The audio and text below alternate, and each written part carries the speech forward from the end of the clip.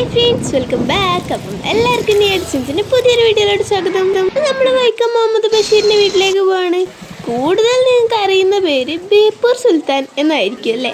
ഇന്ന് അദ്ദേഹത്തിൻ്റെ ചരമദിനമായതുകൊണ്ട് തന്നെ അത് പ്രമാണിച്ചാണ് ഞാനിവിടെ എത്തിയിട്ടുള്ളത്.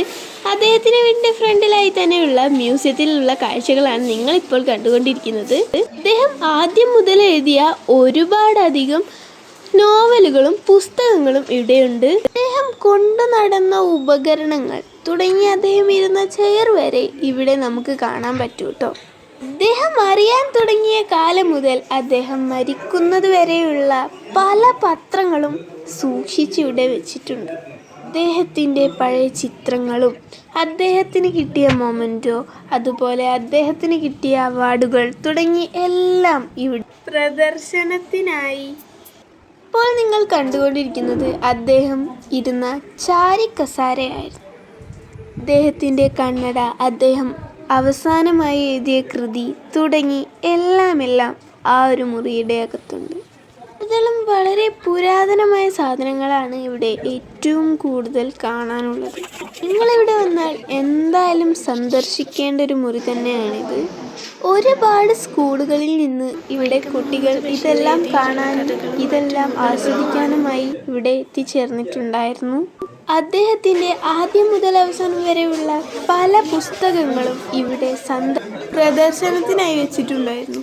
ഈ മുകളിലേക്കുള്ള പടികൾ കയറി നമുക്ക് ബേപ്പൂർ സുൽത്താൻ്റെ ഓർമ്മകളിലൂടെ ഒരു യാത്ര ചെയ്യാം.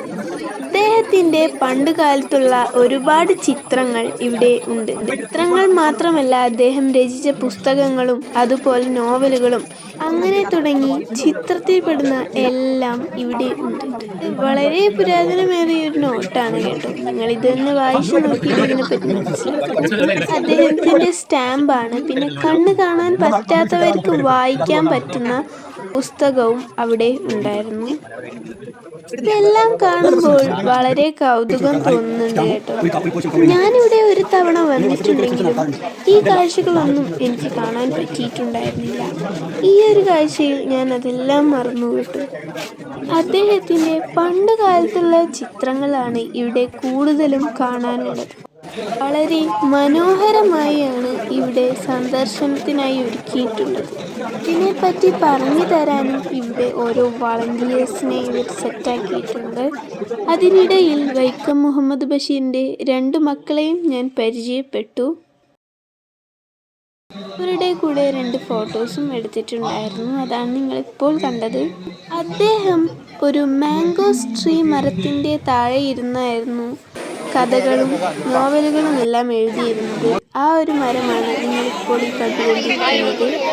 നമ്മുടെ സ്വന്തം മന്ത്രിയായ റിയാസ് സാറാണ് ഉദ്ഘാടനത്തിനായി ഇവിടെ എത്തിച്ചേർന്നിട്ടുണ്ടായിരുന്നത്. സ്കൂൾ കുട്ടികളെല്ലാം അദ്ദേഹത്തെ കണ്ട സന്തോഷത്തിലായിരുന്നു.